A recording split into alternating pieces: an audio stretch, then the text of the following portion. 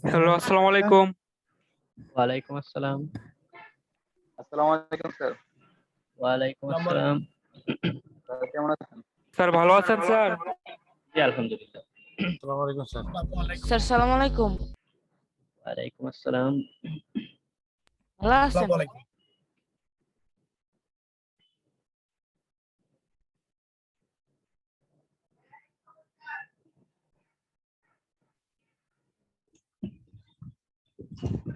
আসসালামু আলাইকুম ভাই। ওয়ালাইকুম আসসালাম। জি ভাই, আমি রবিবারে ভর্তি হয়েছিলাম, আগের দুইটা ক্লাস পাই নাই। রেকর্ড দিয়ে দেওয়া হয়েছে আপনাদের। জি জি বুঝতে পারছি স্যার।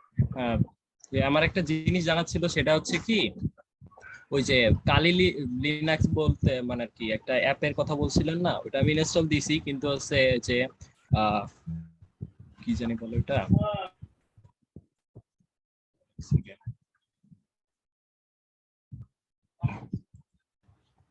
হ্যাঁ বলুন। আসসালামু আলাইকুম স্যার। জি একটা বক্স আছে না, বলছিলেন যে ভিএফএক্স বক্স, ওই টাইপের, ওইটাই আমি নিতে পারতেছি না কি। ভার্চুয়াল বক্স হ্যাঁ হ্যাঁ হ্যাঁ, তাহলে কিভাবে নিব এটা? ক্লাস স্যার, দেখে নেন। আপনি স্যার একটা কথা ছিল। হ্যাঁ হ্যাঁ। স্যার আমি তো র্যামটা কিনতে পারি না, তো কালকে কিনছি। তা আমি আজকে স্যার ইনস্টল দিছি, আমার ইনস্টলটা সঠিকভাবে হয়েছে নাকি একটু দেখে দিতেন যদি।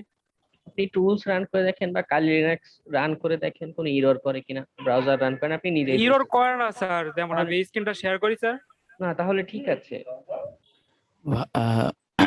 ভাইয়া আমি তো এই লিনাক্স ডাউনলোড করছি, তো সেটিং করতে যায় ইরো লেখা উঠতেছে, একটু স্ক্রিনটা শর্ট শেয়ার করবো নাকি? হ্যাঁ আপনি স্ক্রিনটা শেয়ার করেন, আপনার এরর আসতেছে ওটা দেখি। ঠিক আছে। আসসালামু আলাইকুম স্যার। ওয়ালাইকুম আসসালাম। স্যার ভালো আছেন? জি আলহামদুলিল্লাহ। ভাইয়া সবাই দেখি কাজ করতেছে, আমি আসলে অফিস থেকে 9:30টায় আসছি। মানে কি যে এক অবস্থা। হ্যাঁ চাকরিজীবীদের অনেক টাফ হয়ে যায় কোর্সটা করতে। যে আসলে এই কারণে আসলে মানে এই জন্য জিজ্ঞাসা করলাম যে আমাদের জন্য আসলে কি যে সমস্যা হবে। আমি এখানে যাব। আপনার স্ক্রিন দেখা যাচ্ছে না, আপনি শেয়ার দিয়েছেন। এই লেখা আসতেছে। আপনি স্ক্রিন শেয়ার দেন, ফুল স্ক্রিন। কিছু দেখাচ্ছে না আমার এখানে।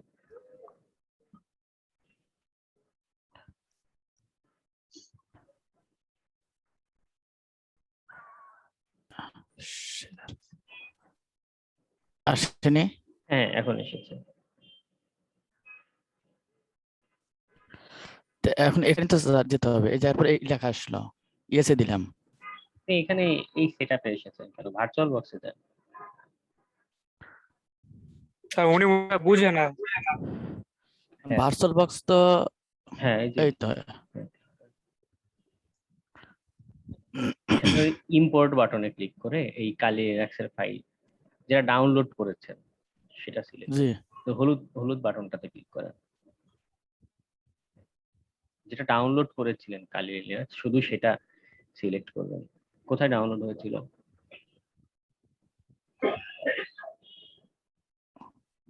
এটা না, আপনি আসসালামু আলাইকুম ভাইয়া, বলছিলাম আমাদের কুইজ কি স্টার্ট হয়ে গেছে? না কুইজ দেয়া আছে আপনাদের সাইটেই। আপনারা চাইলে এখন দিতে পারেন বা পরেও দিতে পারেন। কিছু মানে উলট পালট হবে, কারণ পিছনের দিকে কয়েকটা ক্লাস সামনে নিয়ে এসেছি তো। ভাইয়া উনি কালি লিনাক্সের আইএসও ফাইল ডাউনলোড দিয়েছে, বাট ভিএম বক্সের হচ্ছে ভার্সনটা নামাননি আর কি। নামে আইওসিডি দিছি ওটা। হ্যাঁ আপনি ভিএম ভিবক্স এডিশন যেটা সেটা ডাউনলোড করেন, ঠিক আছে? ওটা খুবই আইএসও সহজ। ফাইল দিছি দিয়েও আমি। আইএসও ফাইল দিয়েও হবে, তাহলে আবার নতুন করে ক্রিয়েট করতে হবে আর কি। হ্যাঁ আপনার নিজে থেকে সব সেটআপ। ওইটা আবার একটু জটিল, বাট যদি বুঝে তাহলে ইজিলি ইনস্টল করতে পারবে। হ্যাঁ হ্যাঁ ওটা আমাদের ক্লাসে আপাতত দরকার নেই। অ্যাসাইনমেন্ট দেইনি, আজকে দিব, আজকে ক্লাসে। ভাইয়া আপনি এক কাজ করতে পারেন, ওই ইউটিউব দেখে তারপর পেন ড্রাইভে বোটেবল করে এটা ইনস্টল করতে পারেন। এটা এভাবে তো ওপেন ভাইয়া ওপেন হবে না কালি লিনাক্স। তা এটা না হলে আমাদের যে আমাদের গ্রুপে যারা আছে এদের ভিতরে যে কোনো যারা যে পারে যে কোনো একজন একটু লিংক শেয়ার দিলে ভালো হতো, তার সাথে যোগাযোগ করে একটু হ্যাঁ জিনিসটা কমপ্লিট করে নিতাম। আচ্ছা আচ্ছা, তো যদি দেখা কারোর, যায় হ্যাঁ হ্যাঁ এখন সবাই যদি মনে করেন যে আমাদের দেখা যদি কমপ্লিট করতে যায়, দেখা যায় আমাদের ক্লাসের সময় একটু মুশকিল হয়ে যায়, হ্যাঁ হ্যাঁ, আর সময় একটু কম পাওয়া যায়। আর সেরকম যদি একটু অভিজ্ঞ একজন থাকে গ্রুপের ভিতরে, এই জিনিসটা যদি একটু তার নাম মানে প্রোফাইল লিঙ্কটা একটু দিলে আমরা একটু হয়তো যোগাযোগ করতাম, করে যার যে সমস্যা হয়তো সমস্যা সমাধান করা যেত। হ্যাঁ, এটা আপনারা নিজেরা ফেসবুকে আপনি কোশ্চেন করে দেখবেন মেসেঞ্জার গ্রুপে, যদি কারোর সময় হয় আপনাকে হেল্প করে দিবে। ভাই এরকম কেউ আছে নাকি, একটু বললে ভালো হইতো। ভাই আপনি প্রথম ক্লাসটা দেখেন, প্রথম ক্লাসটা দেখলে আপনি ক্লিয়ার হয়ে যাবেন। প্রথম ক্লাসটা স্যার ভালোভাবে দেখাই। আমি সব তো দেখছি, কিন্তু আমি যে সিটিং করতে যে এটাও দেখাই যাচ্ছে যে আচ্ছা ঠিক আছে, আপনার আইএসও ফাইল তো ভাইয়া, ভাইয়া আপনার আইএসও এই ফাইল যে তো ওইটা দিয়ে আমি ইনস্টল করতে পারি। হ্যাঁ, আমি প্রোফাইল লিংকটা দিব না, আপনি আমার সাথে জি যোগাযোগ জি করেন, ভাই, আমি হেল্প করবো ইনশাআল্লাহ। আচ্ছা আচ্ছা ভাই, অসংখ্য ধন্যবাদ। আসসালামু আলাইকুম স্যার। হ্যাঁ রফিকুল ভাই, আপনি স্ক্রিনটা শেয়ার দেন, আপনার কি এরর আসে দেখে। হ্যাঁ স্যার আপনি কি আমাকে শুনতে পাচ্ছেন? হ্যাঁ, বলুন বলুন। স্যার আমাকে তো মেসেঞ্জার গ্রুপে অ্যাড করা হয়নি। শিখন থেকে দিবে, যে গুগল ফর্ম দিয়েছিল ওটা আপনি ফিল আপ করেছিলেন গুগল ফর্মটা? হ্যাঁ, আমি ফর্ম ফিল আপ করেছি তো। সেটা ওকে করেন দেন রফিক ভাই, আপনি এটা ওকে করেন, সেটিংসে দেন এটা, ইনভ্যালিড সেটিংস ডিটেক্টেড, এখানে ক্লিক করেন, নিচে নিচে একদম নিচে, হ্যাঁ এই আইকনটার উপরে ক্লিক করেন।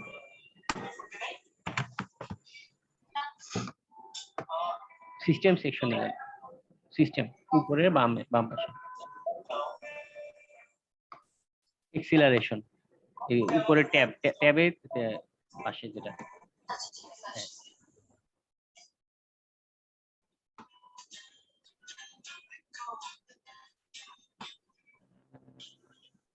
এটার এই প্যারা ভার্চুয়ালাইজেশন ইন্টারফেসে ক্লিক করেন তো দেখি এরোটা যাচ্ছে না তো। না না, এখানে হবে না, এরর করবে, এটা এরর করবে। আপনার এই অ্যালার্ট যেটা দিচ্ছে এখানে নিচে, এটা আপনার দূর করতে হবে। এখানে ক্লিক করেন, দেখেন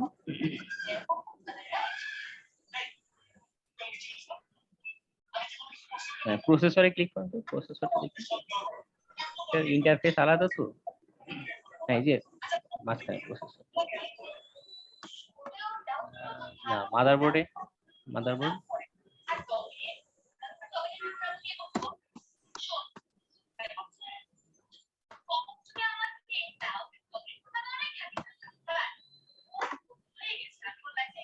না এটার অপশনটা এখানে দেখতে পাচ্ছি না।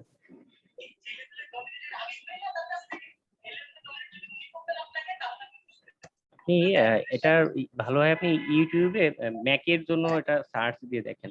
আমি ম্যাকে কখনো ইউজ করিনি তো, তার কারণে বলতে পারছি না আপনার এই সেটিংসটা কোথায় আছে। ঠিক আছে, আপনি জাস্ট এই ইররটা মানে ওই এক্সিলারেশনটা অফ করে দিলে আপনার ইররটা চলে যাবে। ঠিক আছে, যে এখানে নিচে যে অ্যালার্টটা যেটা শো করছে আর কি, ইনভ্যালিড সেটিংস ডিটেক্টেড, ওই লেখাটার প্রবলেম হচ্ছে আপনার এই সিস্টেমের এখানে এটা ঠিক ওটা অফ করে দিতে হবে, কিন্তু ওই লেখাটা এখানে শো করছে না। ম্যাকের মানে ইন্টারফেস আলাদা তো। আচ্ছা, আমিনুর রাসেল সোহাগ ভাই, ক্লাসে জরুরি না থাকলে কেউ আনমিউটই করবেন না, কেমন?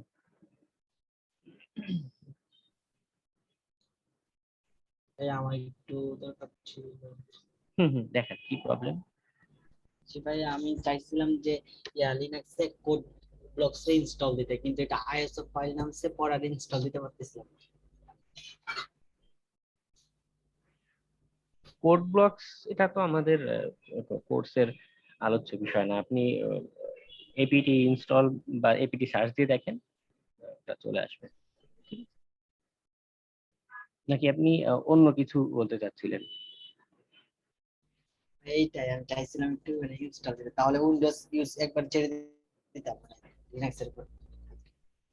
ওটা আপনি ইউটিউব দেখে নিন, কালি লিনাক্সটা সেটআপ দিতে পারেন কিনা সেটা দেখেন। এখানে নুরুল শুভ ভার্চুয়ালাইজেশন, এক মিনিট বলে নি, ভার্চুয়ালাইজেশন এনাবলের ওখানে বিশেষত্বটা কি, এক একটা ডিভাইসের মানে ডেল, এইচপি, আসুস এক একটার এক এক রকম ভাবে করতে হয়। ঠিক আছে, তো ওটা ওভাবে আমার একটা ডিভাইসে দেখানো সম্ভব না। আপনি আম, এটাও ইউটিউবে দেখে নিলে ওখানে ওরা ক্যামেরাতে খুব সুন্দরভাবে জিনিসটা দেখায়। ওটা আপনারা যখন কম্পিউটারটা অন করবেন, মানে অফ করে রিস্টার্ট দিয়ে ওই অন করার সময় এই সেটিংসে গিয়ে করতে হয়, ঠিক আছে? ওটা লাইভ ক্লাসে দেখানো পসিবল হয় না, আপনি ইউটিউব করে নেবেন। হ্যাঁ, কে জানি একটা কোশ্চেন বলছিলেন? জি ভাই, আমি বলছিলাম হ্যাঁ, ভাই, আমি আমার স্ক্রিনটা একটু শেয়ার দিচ্ছি। ওই যে ভার্চুয়াল বক্সে লিনাক্স, কালি লিনাক্সটা নিয়েছি, এরপরে স্টার্ট দিব কিভাবে ভাই এখান থেকে? সবুজ রঙে স্টার্ট লেখা একটা বাটন আছে, দেখুন। জি, তারপরে? ওটাতে ক্লিক করেন, জাস্ট স্টার্ট হয়ে যাবে। আপনি গত ক্লাসে ছিলেন? জি না, আমি 2টা ক্লাস মিস করছি। এই যে একটু রেকর্ড দেখে নেন, কেমন? রেকর্ড দেখে নিলে বেটার হয়। ভাইয়া আমি একটু স্ক্রিনটা শেয়ার করি। হ্যাঁ, কি প্রবলেম? আমার সেটিংসটা একটু দেখতেন যদি ভাইয়া। কোনো এরর শো করে? একটু দেখেন ভাই, আমি বুঝতেছি না জিনিসটা। না, এরর শো করলে আপনার ওখানে কোনো অ্যালার্ট দেখাবে, সেটা না থাকলে স্ক্রিন শেয়ার দেওয়ার দরকার নেই। যাদের জরুরি তাদেরটা দেখা ভালো, কেমন? যদি আপনার ওটা রান না করে কালি লিনাক্স, দেন আপনি শেয়ার দেন স্ক্রিন।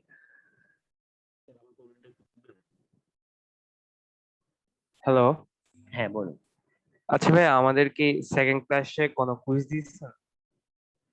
সেকেন্ড ক্লাসে কুইজ একটা আছে, ই শিখনের ওই ওয়েবসাইটে গিয়ে দেখেন, ওখানে পাবেন। ওটা আমি আগেই কোশ্চেন সেট করে দিয়ে রাখা তো, আমার নতুন করে দেয়া। ওকে ভাই। এটা স্টার্ট দেন, দেখেন কোনো এরর আসে কিনা।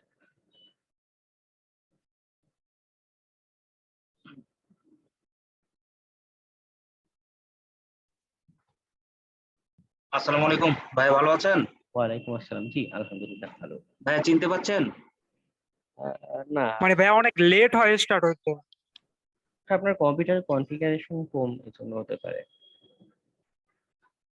আচ্ছা ভাই, আমি একটা কথা বলতে চাচ্ছিলাম আর কি। হ্যাঁ হ্যাঁ, বলুন।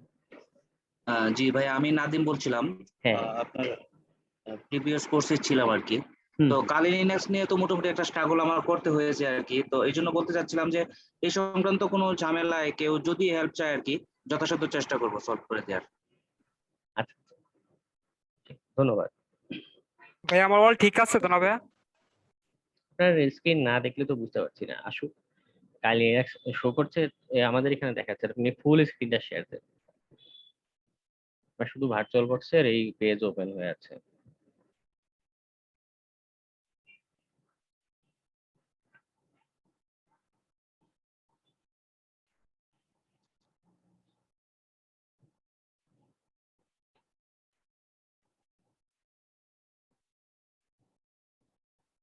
মার্জুক ভাই, কিছু বলুন। আপনার এটা তো দেখা যাচ্ছে না কিছুই। হ্যাঁ, ক্লাসটা শুরু করেন। হ্যাঁ, আমরা তাহলে ক্লাসটা দিচ্ছি ভাইয়া। আচ্ছা আচ্ছা, আমরা পরে আবার দেখবো। আমরা আমাদের ক্লাসের স্ক্রিন আলোচনায়। শেয়ার করে স্যার। হ্যাঁ, কি প্রবলেম আগে এটা বলে দিন। আমি আমার একটা ইরর দেখাচ্ছে, যেখানে আমি একটু স্ক্রিনটা শেয়ার করি। আচ্ছা, দেন। স্যার, এই যে আমি যখন কালি লিনাক্স এখানে ইনপুট দিতে যাচ্ছি, কিন্তু আমার এই ইররটা আসতেছে একটু। হ্যাঁ, ফাইল ওটা হলুদ বাটনটাতে ক্লিক করুন। হ্যাঁ, হলুদে ক্লিক দিচ্ছি।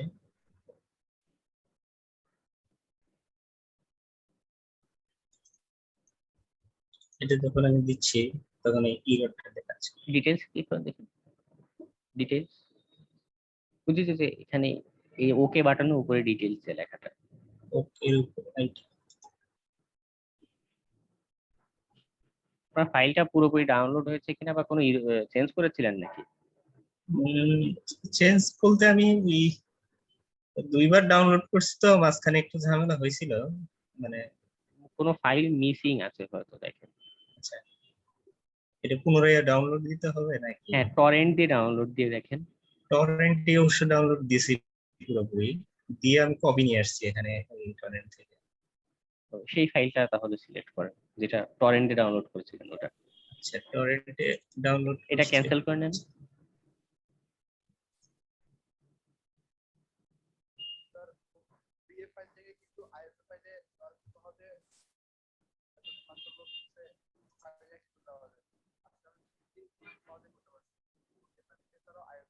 কালি লিনাক্সের ভিবক্স এডিশন যেটা, এটা normally user name password change করা যায় না। ওইটার ওই গ্রুপ সেটিংস যেটা, ওই মেইন অপারেটিং সিস্টেম যে ফাইল ওখানে গিয়ে চেঞ্জ করতে হয়। আপনি যদি আইএসও ফাইলটা সেট আপ দিতেন তো ওখানে আপনার আগেই জিজ্ঞেস করতে আপনার ইউজার নেম পাসওয়ার্ড কি দিবেন, সেখানে আপনি আপনার ম্যানুয়ালি একটা সিলেক্ট দিতে পারতেন। কেমন ডাউনলোডে যেটা আছে এই ডাউনলোড অপশন থেকে এটাতে এইভাবে আসলো দিলে এখন ছাড়াই দিলে দেখা যাক কি হয়। ক্লিক করেছেন? না ক্লিক করিনি। হ্যাঁ ইম্পোর্টে ক্লিক করেন, ইম্পোর্টে ক্লিক করেন দেখি। আচ্ছা। হ্যাঁ এগ্রি দেন। এগ্রি। র‍্যাম চেঞ্জ করে নাই এই যে র‍্যাম টু আপনি পরেও চেঞ্জ করতে পারবেন। র‍্যাম স্টার্টের আগে হ্যাঁ আপনার এটা ঠিক আছে, এবার চলে আসবে। 5 মিনিট বলেছে, 15-20 মিনিট লাগবে হয়তো। আপনার আর কিছু করা লাগবে না, এটা সেট আপ হয়ে অটো হয়ে যাবে। ঠিক আছে জি স্যার আমার প্রবলেমটা একটু দেখবেন। আমরা নেক্সট ক্লাসে আবার দেখবো, অথবা আপনি মেসেঞ্জারে কারোর সাথে কন্ট্যাক্ট করে নিন, সেটা বেটার হয়। কেমন? আমরা আমাদের আজকের ক্লাসটা আলোচনা শুরু করি, কারণ অনেক কন্টেন্ট তো আমরা যদি আলোচনা। ঠিক আছে ভাই আমি এখনো মেসেঞ্জার গ্রুপে অ্যাড হইতে পারিনি। যে গুগল ফর্ম দিয়েছিল এই শিখন থেকে ওটা জি আমি তো পাই নাই। আচ্ছা কারো কাছে লিংকটা থাকলে একটু চ্যাটে দিয়ে দেন গুগল ফর্মের লিংকটা। ঠিক আছে, তো আমাদের আজকে যে ক্লাসটা, গতদিন আমরা লিনাক্স নিয়ে হালকা একটু আলোচনা করেছিলাম, লিনাক্সের বেসিক কিছু কমান্ড নিয়ে নাড়াচাড়া করেছিলাম। আমাদের আজকে যে ক্লাসটা, এখানে আমরা মূল আলোচনাটা করবো হচ্ছে নেটওয়ার্ক নিয়ে আর কি, কম্পিউটার নেটওয়ার্ক। এই যে আমরা এই যে জুমের মাধ্যমে যে তথ্য আদান প্রদান করছি, এটা আসলে কিভাবে যাচ্ছে বা কিভাবে কাজ করছে, এগুলো আমাদের খুব ভালো মতো বুঝতে হবে। কারণ কি, আমরা যখনই হ্যাকিং, রিয়েল লাইফে হ্যাকিং এর কাজ করতে যাব, বাইরের কোনো ক্লায়েন্ট, সেখানে সবই কিন্তু আমার এই নেটওয়ার্ক দিয়েই হচ্ছে, তাই তো? বা অনেক সময় আপনাকে শুধুই নেটওয়ার্ক সিকিউরিটি যেটা, এটার কাজ করতে হতে পারে। তো তখন অবশ্যই আপনার নেটওয়ার্কিং এর ধারণাগুলো কাজে লাগবে। তো এই ক্ষেত্রে একটা জিনিস বেটার হয়, যাদের অলরেডি, আমি প্রথম ক্লাসে বলেছিলাম, অলরেডি নেটওয়ার্ক অ্যাডমিনিস্ট্রেশন যে কাজগুলো আছে, অভিজ্ঞতা আছে, তাদের খুবই প্লাস পয়েন্ট হবে। আর যাদের একদমই অভিজ্ঞতা নেই, তাদের বেটার হয় আরো কিছু আপনি বই পড়তে পারেন নেটওয়ার্ক নিয়ে। আমি যথেষ্ট পরিমাণ আলোচনা করব আমাদের কোর্স রিলেটেড যতটুকু প্রয়োজন সেটা বোঝানোর জন্য। তারপর আপনি যদি অ্যাডিশনাল কিছু স্টাডি করেন বেটার হয়, কারণ নেটওয়ার্ক জিনিসটা খুবই বিশদ একটা বিষয়। ঠিক আছে, তো এই যে আমরা এই যে জুমের মাধ্যমেই মিটিং করছি, বা আমি একটা ইমেইল কাউকে সেন্ড করতে চাচ্ছি, সেই ইমেইলটা আসলে কিভাবে পাস হয়, বা এই যে তথ্যগুলো কিভাবে আমার কাছে সেন্ড হচ্ছে, জিনিসটা মূলত একটা প্যাকেট আকারে জিনিসগুলো পাস হয়ে থাকে। প্যাকেট জিনিসটা কেমন, আমরা দোকান থেকে চিপস কিনে খাই, চিপস গুলো তো কি হয়, একটা সবুজ রঙের প্যাকেট, তার একটা প্যাকেটের ভিতরে আরো কিছু ক্ষুদ্র ক্ষুদ্র আলু ভাজাটা কি একটা প্যাকেটের ভিতরে থেকে যাচ্ছে। তেমনি এই যে আমি আপনার সাথে যোগাযোগ করছি, আমি আপনাকে এই যে আমি অডিও মেসেজটা যেটা পাঠাচ্ছি আপনার কাছে যাচ্ছে, কিভাবে যাচ্ছে, আমার রিয়েল টাইমে আমার এই তথ্য যে এই আপনার স্ক্রিন শেয়ার যেটা দিয়েছি, সেইটা এরকম চিপসের প্যাকেটের মতো ক্ষুদ্র ক্ষুদ্র প্যাকেট আকারে ভাগ হয়ে যাচ্ছে। আমার শব্দগুলো যেখানে এখান থেকে যে যাচ্ছে, সেটা ক্ষুদ্র ক্ষুদ্র প্যাকেট আকারে ভাগ হয়ে যাচ্ছে। সেই প্যাকেটটা আপনার কম্পিউটারে পৌঁছাচ্ছে জুম অ্যাপস এর মাধ্যমে, বা আপনি ফেসবুকে একজনকে মেসেজ পাঠাচ্ছেন, সেটাও কি হচ্ছে, আপনি একটা বড় 5 লাইনের একটা কবিতা লিখে পাঠাচ্ছেন, 5 লাইনের কবিতাটাই কম্পিউটারের অভ্যন্তরে একদম ভিতরে এটা কি হচ্ছে, এই এরকম সুন্দর ছোট ছোট চিপসের প্যাকেটের মতো ভাগ হয়ে যাচ্ছে। এরপর সেটা ফেসবুকের সার্ভারে যাচ্ছে, ফেসবুকের সার্ভার থেকে ঘুরে দেন আপনার ফ্রেন্ড, আপনি যাকে কবিতাটা পাঠাচ্ছিলেন, তার কাছে ওই প্যাকেটগুলো একটা একটা করে সেন্ড হচ্ছে। এটা একদম কোর মেকানিজম বা মূল মেকানিজম যেটা আর কি। ঠিক আছে, তো এই প্যাকেটটার ভিতরে আসলে কি কি থাকে দেখুন। প্রথমেই প্যাকেটের ভিতরে ভার্সন জিনিসটা থাকছে, যে টিসিপির কি ভার্সন ব্যবহার করে আপনার তথ্যটা সেন্ড হচ্ছে। না হলে এই অ্যাডিশনাল ইনফরমেশন গুলো না থাকলে যেটা হবে, ওই পাশে আমার তথ্যটা যে নিচ্ছে বা পাচ্ছে, একটা চিঠি আমি একজনকে সেন্ড করছি, এখন চিঠিতে আমি প্রেরকের নাম বা ভিতরে সম্ভাষণ কিছুই দিলাম না, সে অপর পাশে মানুষটা কি পড়ে বুঝতে পারবে? না, পারবে না। তো এই জন্য টিসিপি প্যাকেট আমরা যেটা সেন্ড করি ইন্টারনেটের মাধ্যমে, আমরা তো এখন আর চিঠি আদান প্রদানের যুগে নেই, আমাদের ইন্টারনেটের মাধ্যমে তথ্য পাঠাতে হচ্ছে। তো এখানে যেটা পাঠাচ্ছি সেখানেও অ্যাডিশনাল বিভিন্ন ইনফরমেশন দিয়ে রাখতে হচ্ছে। আমি কি লেংথ টোটাল কি হচ্ছে সেটা আমার উপস্থাপন করতে হচ্ছে। এখানে সোর্স এবং ডেস্টিনেশন অ্যাড্রেস আমরা চিঠিতে যেটা উল্লেখ করতাম, প্রেরক এবং প্রাপক, সেন্ডার এন্ড রিসিভারের যে একটা অ্যাড্রেস আমরা উল্লেখ করতাম, সেই সেম জিনিসটাই আমাদের যে নেটওয়ার্কে ক্ষুদ্র ক্ষুদ্র প্যাকেট আকারে তথ্য পাঠাচ্ছি সেখানেও কি আমার উল্লেখ করতে হচ্ছে। এখানে একটা জিনিস আমাদের মাথায় রাখতে হবে, এজন্য যে আমরা উল্টাপাল্টা হ্যাকিং এর চেষ্টা করলে, আমরা এই দেখুন হ্যাকিং এর যে কমান্ড গুলো পাঠাচ্ছি, একটা চেষ্টা করছি কারো ফেসবুক হ্যাক করার চেষ্টা করছি, সেখানেও আমার কিন্তু ডাটা প্যাকেট সেন্ড হচ্ছে, সেই প্যাকেটের ভিতরে সোর্স অ্যাড্রেস কিন্তু থেকে যাচ্ছে। তার মানে এই প্যাকেট গুলো ঠিক মতো যদি অ্যানালাইজ করা হয় বা পরীক্ষা নিরীক্ষা করা হয়, তখন কিন্তু সহজেই আপনি যে হ্যাকার, আপনি হ্যাকিং এর চেষ্টা করেছেন সেটা কি খুঁজে বের করা সম্ভব হবে। কারণ প্রতিটা প্যাকেটেই কি চিঠির যে ঠিকানা লেখার মতো এখানে ঠিকানাটা লেখা থাকছে। তো যাই হোক, আমাদের এই প্যাকেটটাতে শুধুই যে অ্যাড্রেস বা ঠিকানা লেখা থাকে তা না, এটার পোর্ট নাম্বার কি আমি একটু পরেই আপনাদের ব্যাখ্যা করছি। তো এই কি পোর্ট নাম্বার, কত পোর্ট নাম্বারে পৌঁছাবে সেটা আমাদের উল্লেখ থাকছে। একটা সিকোয়েন্স নাম্বার দিয়ে এই জিনিসটা উল্লেখ থাকে। কারণ আপনি চিন্তা করুন, আপনি একটা মেসেজ পাঠাবেন বা একটা ছবি পাঠাবেন, ছবিটা 10 মেগাবাইট সাইজের, পুরো 10 মেগাবাইট কিন্তু একবারে আপনার ইন্টারনেটের দিয়ে আপনার যাবে না, তাই তো?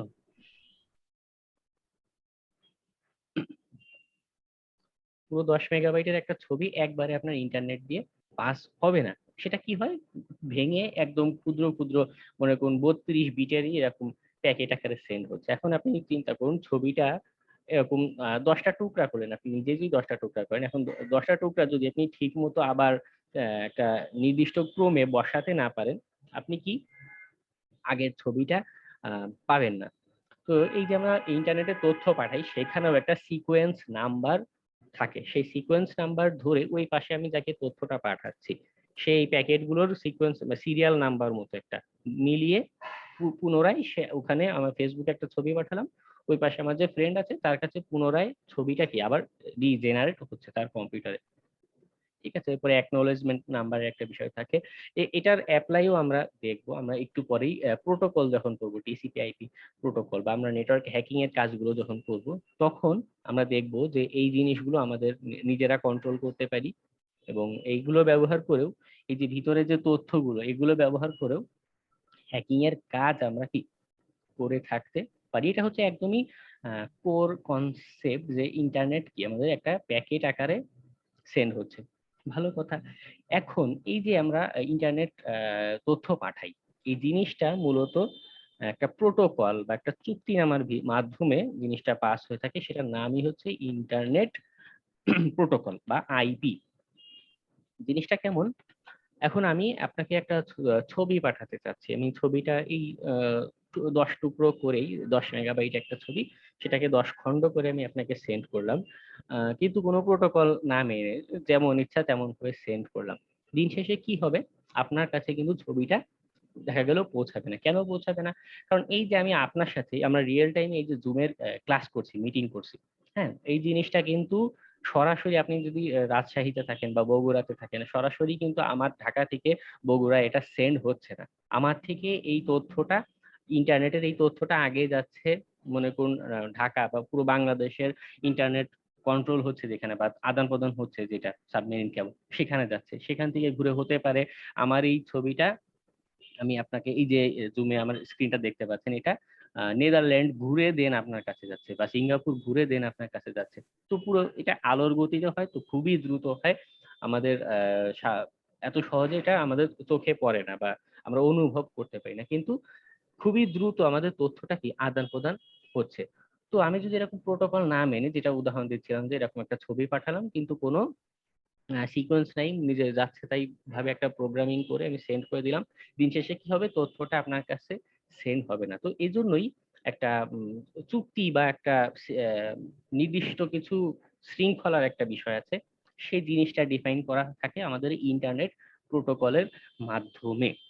এটা কি একটা সেট অফ রুলস বা কিছু নির্দিষ্ট নীতিমালা এখানে উল্লেখ থাকছে আর কি। ঠিক আছে, জিনিসটাকে আমরা কিছু নীতিমালা, যে আমি এটা এইভাবে সেন্ড করতে পারবো, এটা এই করতে পারবো, আমি বলছি যে আমাদের কেমন করতে পারবো। ঠিক আছে, তো এইটার নীতিমালার একটা বিষয় আমাদের লাগে, সেটা হচ্ছে IPv4 বা আইপি অ্যাড্রেস। আমরা আইপি অ্যাড্রেস নামটার সাথে কেউ কেউ হয়তো পরিচিত থাকতে পারি। এই জিনিসটা কি? এই যে আমি আপনাকে একটা আপনি বগুড়াতে থাকেন, আপনি চিটাগাঙে থাকেন, আমি ঢাকা থেকে আপনাকে একটা ছবি সেন্ড করছি বা একটা গান, একটা অডিও সেন্ড করছি। এখন আপনার ঠিকানা তো আমি জানি না, আমার মন চাইলো আমি এরকম অনলাইনে এটা আপলোড করে দিলাম, এটা কি আপনার কাছে পৌঁছাবে? পৌঁছাবে না। তো এটা ঠিক কিভাবে পৌঁছাতে পারে তার জন্য একটা রুলস এরকম আছে, বা সেটা কি আইপি অ্যাড্রেস বা আপনার ঠিকানা বলা হয়ে থাকে। ঠিক আছে, এটা V4 মানে হচ্ছে এটা মানে 4 অক্টেট 4 বিট ব্যবহার করা হচ্ছে এখানে। তো বিষয়টা এমন, একটা এক্সাম্পল দিই, যদি আমরা আইপি অ্যাড্রেস গুলো কেমন হয়ে থাকে। একটা আইপি অ্যাড্রেস ধরুন 192.168.0.1, এটা একটা আইপি অ্যাড্রেস। আবার আরেকটা আইপি অ্যাড্রেস 10.0.10.2, এটাও কি একটা আইপি অ্যাড্রেসের উদাহরণ। এটা কি বলছে? একদম পিন পয়েন্ট করে আপনার একটা ঠিকানা বলছে। আমি আরো একটা এক্সাম্পল দেখাই। আমি রিয়েল লাইফে যদি আমার আইপি অ্যাড্রেসটা আপনাদের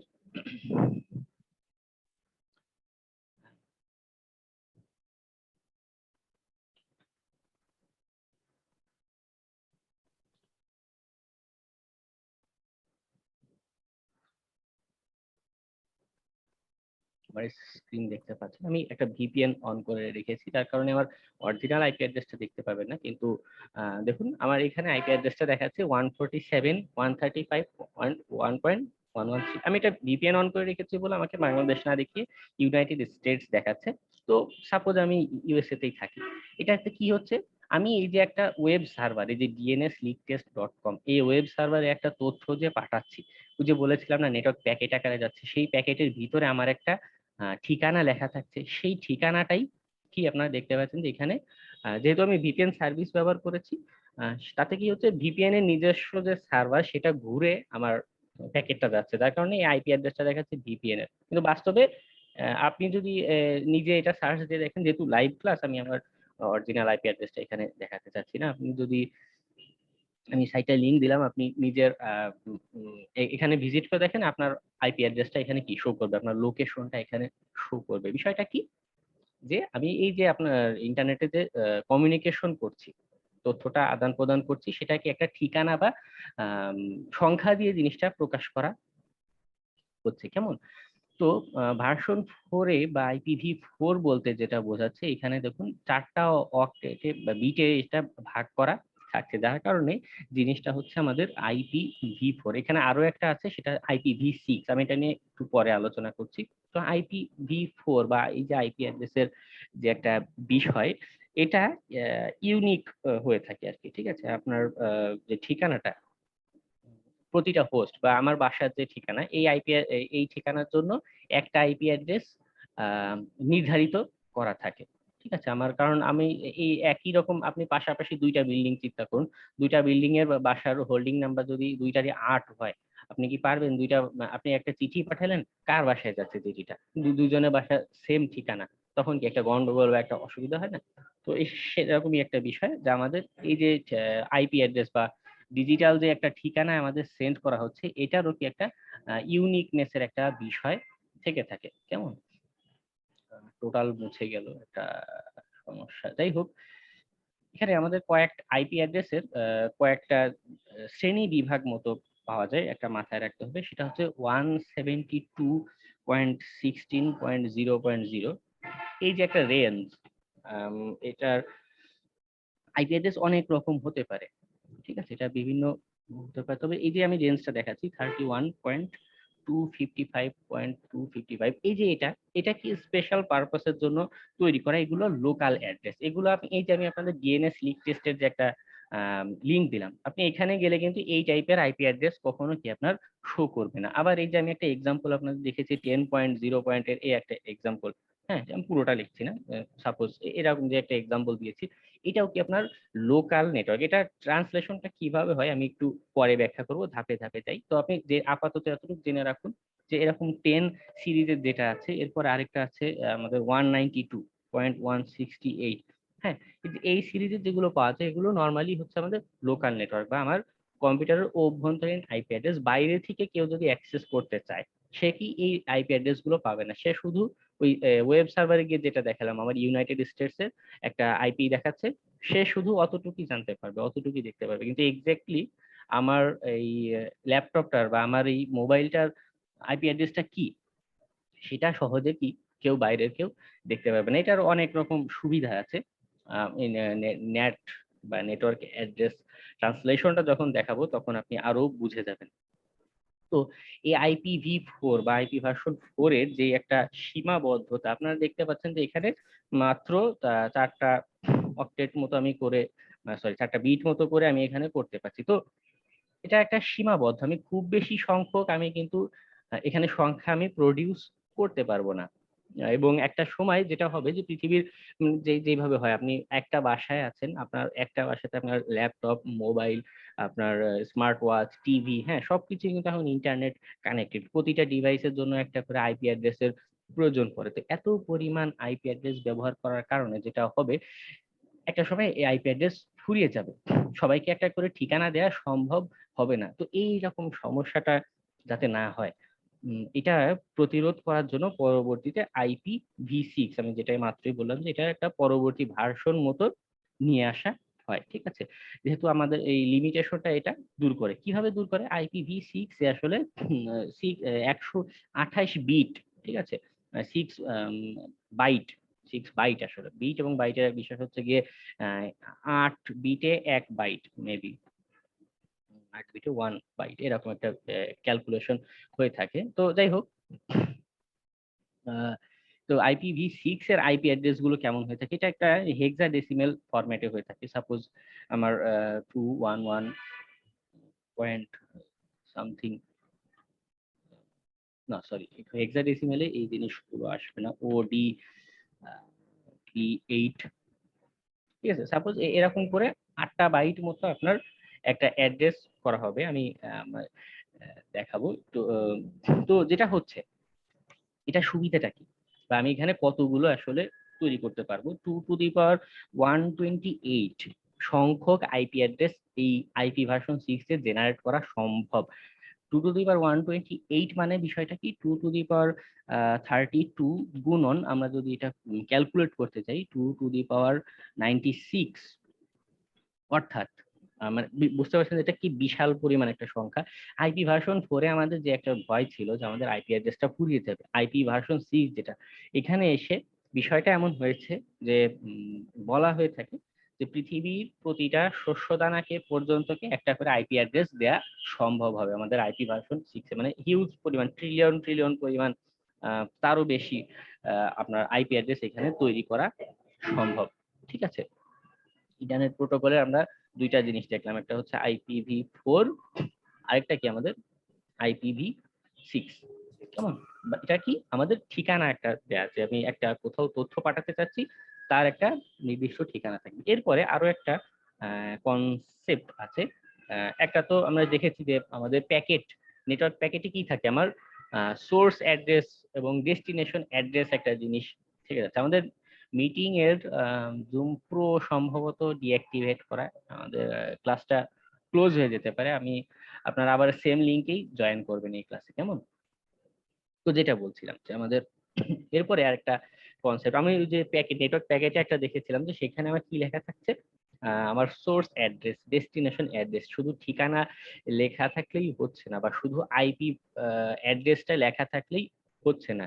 কারণ আমার আইপি অ্যাড্রেস যেটা দেখাচ্ছে সেটা আমার পাবলিক আইপি অ্যাড্রেস। আমি একটা ওয়েবসাইটে গেলে বা ওয়েব সার্ভারে পিং করলে কি দেখালো, আমার ইউনাইটেড স্টেটস এর একটা পাবলিক আইপি অ্যাড্রেস দেখাচ্ছে। কিন্তু শুধু আইপি অ্যাড্রেসটা এনাফ না, সুনির্দিষ্টভাবে আমার ডিভাইস, আমি মোবাইল যেটা ব্যবহার করছি, সুনির্দিষ্টভাবে আমার ওই মোবাইলটা দেখানো জরুরি।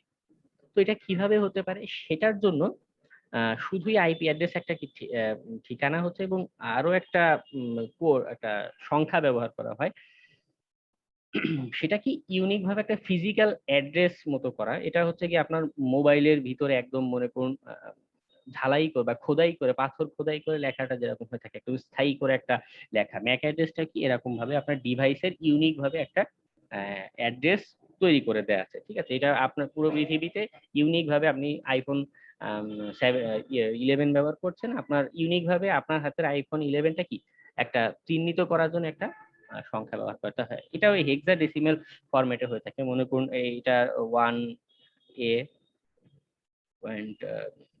0B, 2233EF, সাপোজ এরকম একটা, এখানে কয়টা 1 2 3 4 5 6 এরকম 6টা বাইটে আপনার তথ্যটা কি একটা খোদাই করে আপনার ডিভাইসে দেয়া আছে, এবং এটা চেঞ্জ করার কোনো উপায় নেই। আপনি ডিভাইসটা হয় নষ্ট করে ফেলতে হবে, পুড়িয়ে ফেলতে হবে, তাছাড়া এটা চেঞ্জ করার কোনো ওয়ে নেই, আপনার ডিভাইসের সাথে একদম সংযুক্ত। যার কারণে এটাও একটা সিকিউরিটি কনসার্নেরও একটা বিষয় যে আপনি কোথাও হ্যাকিং এর চেষ্টা করলেন, সেখানে যদি আপনার ম্যাক অ্যাড্রেসটা জেনে ফেলা যায়, আপনাকে কি একটা তো আপনার আইপি অ্যাড্রেস পাচ্ছেই, আপনি যে হ্যাকিং এর ডাটা পাচ্ছেন, আবার ম্যাক অ্যাড্রেসও যদি পেয়ে যায়, আপনার ঠিকানা তো জানছে, আপনি কোন ডিভাইস ব্যবহার করে কাজ করেছেন সেটাও আপনার বের করে ফেলা সম্ভব। গভর্নমেন্ট অথরিটি যারা থাকে তাদের কাছে এই সকল যারা প্রডিউসার মানে অ্যাপল বা স্যামসাং এর মতো বড় বড় প্রতিষ্ঠান যারা, তাদের কি একটা কপি বা তথ্য আদান প্রদানের কিছু চুক্তিও থাকে, ঠিক আছে। এবং গভর্নমেন্ট যদি চায় আপনার শুধু আপনার ম্যাক অ্যাড্রেস জানে, আপনার বাকি ডিটেলসও কি তারা খুঁজে বের করে ফেলতে পারবে, ঠিক আছে। আমরা নেটওয়ার্কে যে প্যাকেট পাঠাচ্ছি সেখানে আইপি অ্যাড্রেস এবং ম্যাক অ্যাড্রেস দুইটাই কিন্তু সেন্ড হয়ে থাকে। তাতে কি হয়, একদম পিন পয়েন্ট করে আপনাকে খুঁজে বের করা সম্ভব হয় যে আপনি কে আমার ইউটিউবে ভিডিওটা সার্চ করেছিল। কারণ আমার এক সেম বাসায় সেম রাউটার দিয়ে সেম ওয়াইফাই নেটওয়ার্ক দিয়ে আমি ইউটিউবে সার্চ দিচ্ছি, একজন মনে করুন কোনো একটা হাসির ভিডিও সার্চ দিচ্ছে, আর একজন বাংলাদেশে কোনো একটা খবরের ভিডিও সার্চ দিচ্ছে, কিন্তু আলাদা আলাদা ডিভাইসে, তাই তো। তো তাদেরকে আলাদা আলাদা করে একটা ইউটিউব সার্ভার থেকে কি আপনার তথ্যটা সেন্ড করতে হচ্ছে, ঠিক আছে। তো এই কম্বিনেশনটার কারণে খুব আমরা এই যে তথ্যগুলো খুব সহজেই এবং খুব সুন্দরভাবে অর্গানাইজ করে আমরা পাঠাতে পারি। ভাইয়া, হ্যাঁ, আমি ঢালি বলছি, সরি ভাইয়া ডিস্টার্ব করার জন্য। হ্যাঁ, এই ম্যাক অ্যাড্রেসটা আর আইপি অ্যাড্রেস কি চেঞ্জ করা যায় না কোনোভাবে, যারা হ্যাকিং করে, যারা হ্যাঁ, রিয়েলি হ্যাঁ, হ্যাঁ, ওটা আমি করা আপনাদের যায়? হ্যাঁ, হ্যাঁ, ওগুলো আমরা করাতে, ওগুলো টেকনিক আছে, ওগুলো দেখাবো থ্যাংক ইউ। আপনাদের। ওকে ভাইয়া, থ্যাংক ইউ ভাইয়া একবার কি ম্যাক অ্যাড্রেস, হ্যাঁ শুনতে পাচ্ছেন? হ্যাঁ বলুন। মানে একবার কি ম্যাক অ্যাড্রেস অথবা আইপি অ্যাড্রেস যদি নষ্ট করে দেয়, পরে কি পুনরুদ্ধার করা সম্ভব না কোনোবারই? ম্যাক তো আপনি ওভাবে নষ্ট করতে পারবেন না বা কিছুই চেঞ্জ করতে পারবেন না ম্যাকের। আচ্ছা এক্সকিউজ মি ভাইয়া, হ্যাঁ বলুন। ম্যাক অ্যাড্রেস কি প্রত্যেকটা ডিভাইসেরই থাকে, মানে শুধু মোবাইল না, ধরেন কম্পিউটার, প্রত্যেকটা মাদার, device, প্রত্যেকটা প্রত্যেকটা ডিভাইসের? আচ্ছা আচ্ছা, ধন্যবাদ। যে আমাদের উইন্ডোজে সিএমডি, যেটা আপনাদের স্টার্ট মেনুতে গিয়ে সিএমডি লিখে সার্চ দিলেই এই কমান্ড প্রম্পট এসে পড়বে। আপনি এখানেও আপনি একটা সার্চ দিতে পারেন, কমান্ড হচ্ছে আইপি কনফিগ, ঠিক আছে। এটা দিয়ে দেখুন আমার এখানে এই যে আমার ওয়াইফাইতে আমার আইপি অ্যাড্রেসটা দেখাচ্ছে, আমার আইপি অ্যাড্রেস এখানে 192.168.0.106। বলেছিলাম যে এটা লোকাল নেটওয়ার্কের, এগুলো আমি অনলাইনে সার্চ দিলে আমার এটা শো করবে না, আমার পাবলিক আইপি অ্যাড্রেস, আমার আইএসপি বা আমার ইন্টারনেট প্রোভাইডার যে আইপি অ্যাড্রেস অ্যাসাইন করে দিয়ে গিয়েছে সেটা শো করবে, কিন্তু আমার বাসার ভিতরে তো লোকাল নেটওয়ার্ক, সেজন্য আমার এটা এখানে শো করছে। এবার দেখুন উপরেই আমার এই যে আইপি ভার্সন 6 এর অ্যাড্রেসটা শো করছে। এখনই সব ডিভাইসে আইপি ভার্সন 6 যে আমরা দেখতে পাবো তা না, তবে অদূর ভবিষ্যতে আস্তে আস্তে সবগুলো ডিভাইসে কি আইপি ভার্সন 6 যেটা এটা ব্যবহার হতে থাকবে। এখনকার দিনে এখনো আইপি ভার্সন 4 এর অনেক ব্যবহার হয়ে থাকে। এখন প্রশ্ন আসতে পারে যে কেন এখনই আমরা পুরোপুরি এই নতুন আপডেটেড জিনিসটা ইমপ্লিমেন্ট করতে পারছি না। বিষয়টা হচ্ছে গিয়ে এখনকার যে ডিভাইস গুলো বর্তমানে এখনো মার্কেটে রানিং আছে, এগুলো তো সব একবারে মার্কেট আউট করা সম্ভব না, আবার এগুলোর আইপি ভার্সন 6 এর সাথে কম্প্যাটিবল না, ঠিক আছে। আমি চাইলাম আপগ্রেড করে দিলাম, কিন্তু আমার রাউটার এটা সাপোর্ট করতে পারছে না, রাউটারের ফার্মওয়্যার যেটা বা হার্ডওয়্যার যেটা সেখানে নিতে পারছে না।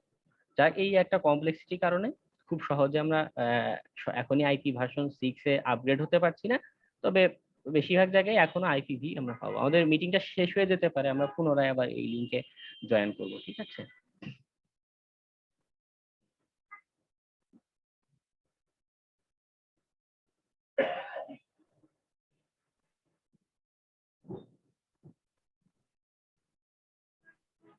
আরেকটা বিষয়, আপনি যদি কালি লিনাক্সে দেন তাহলে এটা কমান্ড হবে আইএফ কনফিগ, ঠিক আছে। আইএফ কনফিগ, এখানে উইন্ডোজের জন্য আইপি কনফিগ আর লিনাক্সের জন্য কমান্ড হচ্ছে আইএফ কনফিগ। এটা সার্চ দেন, আপনার ম্যাক অ্যাড্রেস আইপি অ্যাড্রেস সব এখনই শো করবে, কেমন।